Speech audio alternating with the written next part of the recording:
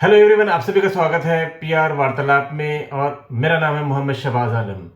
आज आपके सामने में हम एक करंट टॉपिक लेके आ रहे हैं, बिजनेस। यानी अगर आप बिजनेस करना चाहते हैं तो आप बिजनेस कैसे करें, लेकिन बिजनेस करने से पहले कुछ चीज़ों को समझना बहुत ज़रूरी है। हर आदमी बिजनेस कर ले ये कोई ज़रूरी नहीं है। तो बिजनेस करता कौन है, बिजनेस करने के लिए क्या क्या क्वालिटीज़ होनी चाहिए, लेकिन उसकी समझ क्या होनी चाहिए। देखा गया है कि बिजनेस वो करते हैं जिनको, जो कोई ज़रूरी नहीं है कि बहुत पढ़े लिखे लोग हैं वही बिजनेस करते हैं। बिजनेस वो करते हैं जिनको पैसे की ज़रूरत होती है। जिनके पास बहुत पैसे होते हैं वो तो ऑलरेडी अमीर होते हैं, लेकिन जिनके पास पैसे नहीं होते ना वही बिजनेस करना चाहते हैं। और बिजनेस करने के लिए कोई बहुत एजुकेशन की भी ज़रूरत नहीं होती है।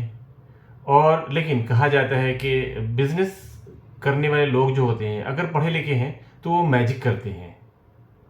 और बिजनेस में देखा गया है कि जो जिस भी कंट्री में अगर आप देखेंगे तो उसकी जो इटियोलॉजी है कि ओरिजिन है कि बिजनेस में ज़्यादातर लोग आते कौन है, वो लोग होते हैं जो उस कंट्री के माइनॉरिटी होते हैं। क्योंकि उनको ये लगता है कि कहीं ना कहीं उनके साथ में पार्शलिटी होगी, इसलिए वो नौकरी की तरफ मूव नहीं करते हैं, वो अपने धंधे की तरफ मूव करते हैं।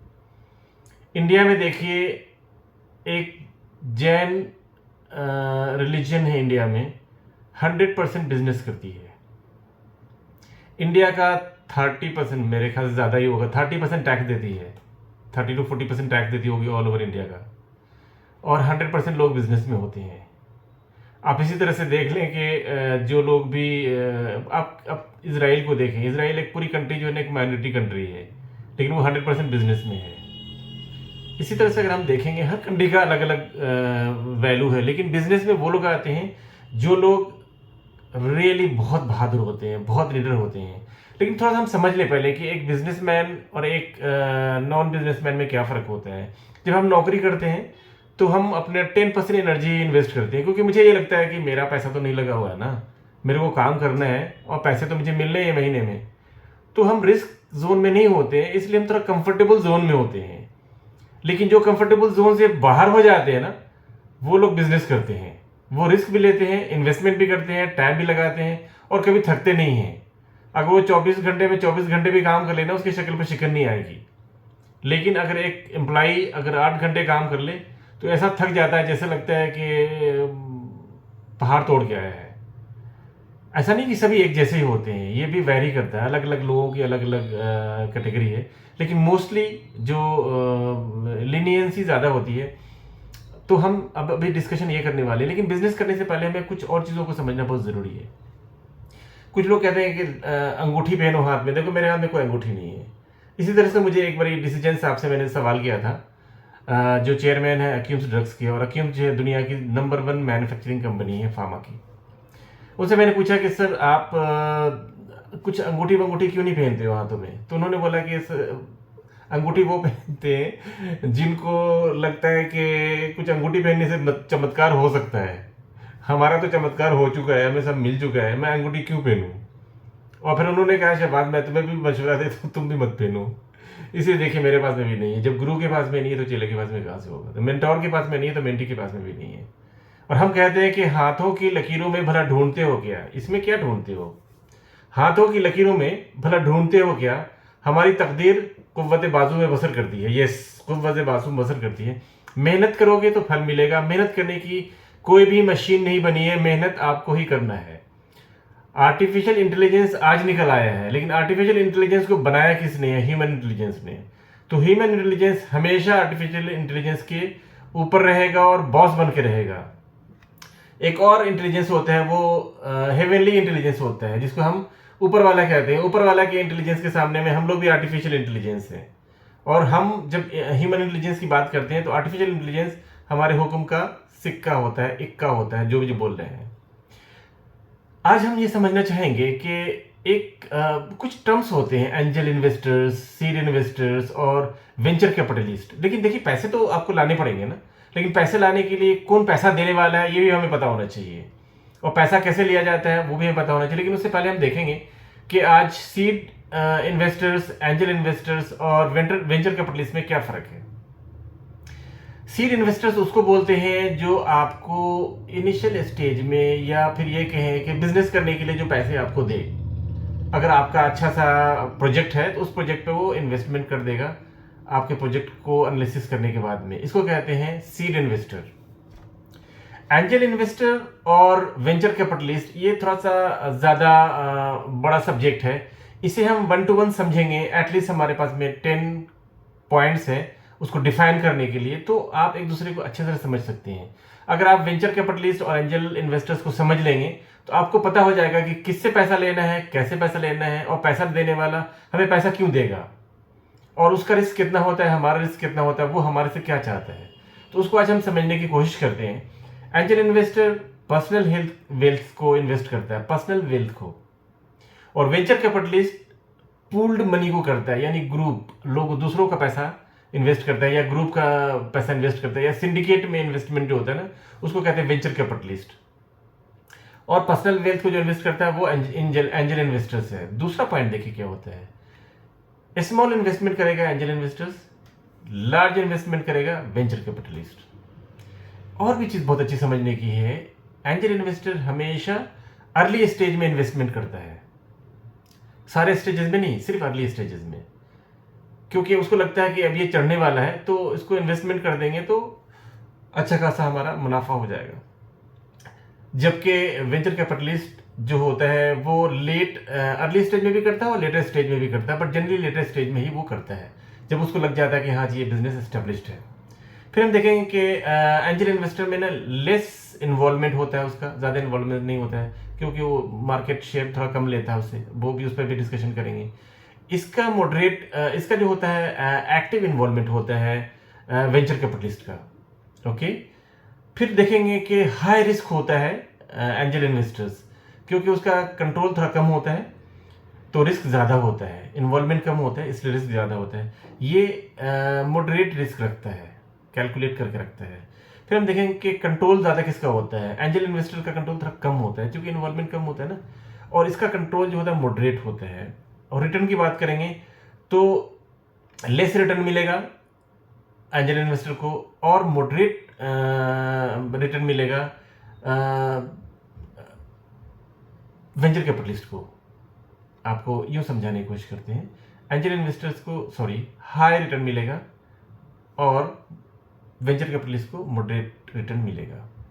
नेक्स्ट पॉइंट की तरफ आते हैं कि अगर वेंचर कैपिटलिस्ट का शेयर क्या हो सकता है, 10 to 25% तक वो शेयर स्टेक मांगता है, जबकि वेंचर कैपिटलिस्ट जो एंजल इन्वेस्टर्स मांगता है, और वेंचर कैपिटलिस्ट 25% से ज़्यादा पे ही इंटरेस्टेड होता है।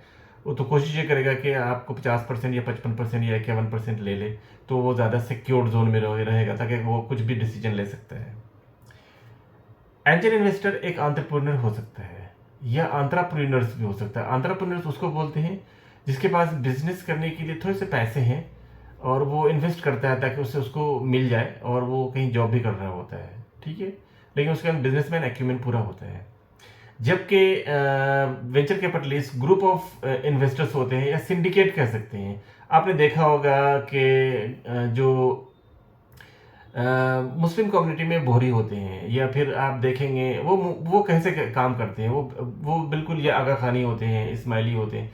ये लोग सिंडिकेट में चलते हैं। अगर एक दुकान खरीदना है तो 10 लोग मिल करके ना उसको खरीद लेंगे और फिर उसको प्रॉफिट रख करके फिर बेच देंगे।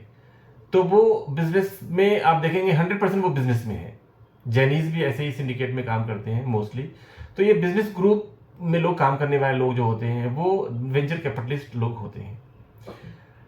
सबसे जो इम्पोर्टेंट चीज़ अभी हम देखना चाहते हैं और समझना चाहते हैं कि ये तो हमने समझ लिया कि हमें पैसे लाना कैसे है, लेकिन पैसे लाने से पहले जो भी आप बिजनेस करना चाहते हैं उस बिजनेस में आप देखें कि बिजनेस में क्या नया है, कुछ जो आप करने वाले हैं, कुछ ऐसा क्या है जो मार्केट की नीड है, और जो ऐसा क्या है जो किसी की उस पर नज़र नहीं पड़ी है।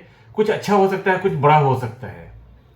तो सबसे पहले मैं आपको एक मंत्र बताऊंगा कि बिजनेस करने के लिए एक मंत्र है, वो ये है कि इनोवेशन, रिलेशन एंड मार्केटिंग। आपका जो आइडिया है वो काफ़ी इनोवेटिव होना चाहिए, और आपका बिजनेस ग्रुप में या सोशल ग्रुप में आपका कुछ नेटवर्किंग भी होना चाहिए जो आपको गाइड भी कर सके और इन्वेस्ट भी कर सके आप पे ट्रस्ट करके।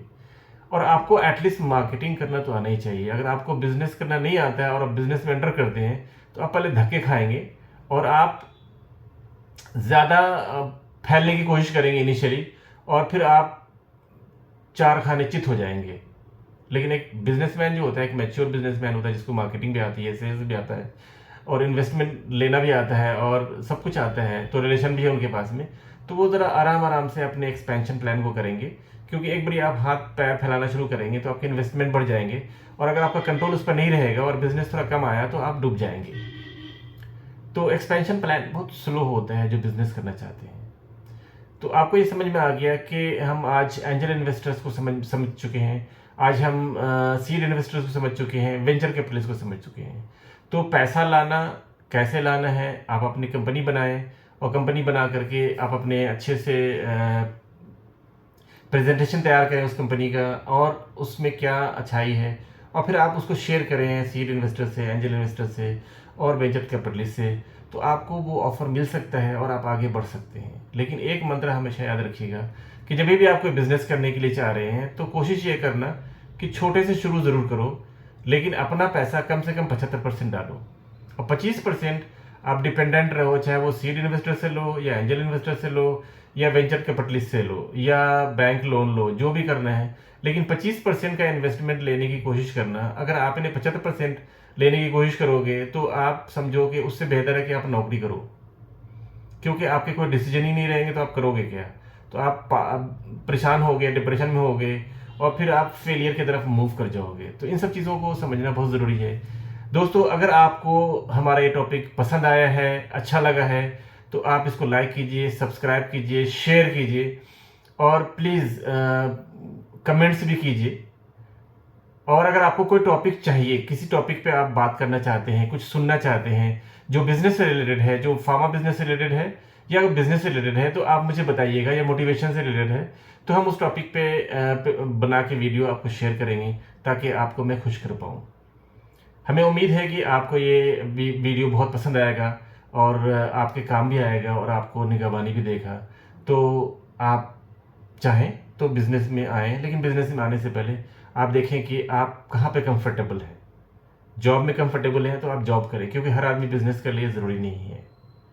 तो वो बिज़नेस वही करता है जिसको रिस्क लेना आता है, जिसे कंफर्ट जोन से बाहर आना आता है। कंफर्ट जोन से बाहर वही आता है जिसको आगे बढ़ना होता है, और कंफर्ट जोन से हर लोग बाहर नहीं आ सकते हैं। और अगर आपको अच्छी कंपनी मिली हुई है, अच्छे लोग मिले हुए हैं, अच्छे एम्प्लॉयर मिले हुए हैं, तो मुझे नहीं लगता है कि आपको मूव करने की ज़रूरत है। क्योंकि वहाँ भी आज के डेट में आज इंडिया में बहुत कॉमर्शियल वैल्यूज़ है लोगों का। अगर आप कंट्रीब्यूट कर रहे हो तो आपको भी प्रॉफिट शेयरिंग मिलेगी, और मिल रही है सभी को। आज के डेट में इंडिया में भी सैलरी करोड़ों में जा रही है। मैक्सिमम सैलरी मिल रही है इंडिया में, जो कभी नहीं मिलती थी। आज के डेट में प्राइवेट कंपनियां बहुत सैलरी दे रही हैं। तो आप अच्छा करना चाहते हैं, और अगर आपको लगता है कि नहीं जी आप बिजनेस नहीं करना चाहते हैं, तो आप प्राइवेट कंपनियों में जो अगर जॉब कर रहे हैं तो पूरी तरह से मेहनत करें, और कंफर्ट जोन से बाहर आके मेहनत करें। लेकिन बिजनेस अगर करना है आपको, तो 100% कंफर्ट जोन से बाहर आना पड़ेगा, और कुछ पैसे आपके पास होने चाहिए, कुछ आइडियाज़ आपके पास होने चाहिए, हिम्मत होनी चाहिए, और पॉजिटिविटी आपके पास होनी चाहिए। आप सक्सेसफुल हो सकते हो।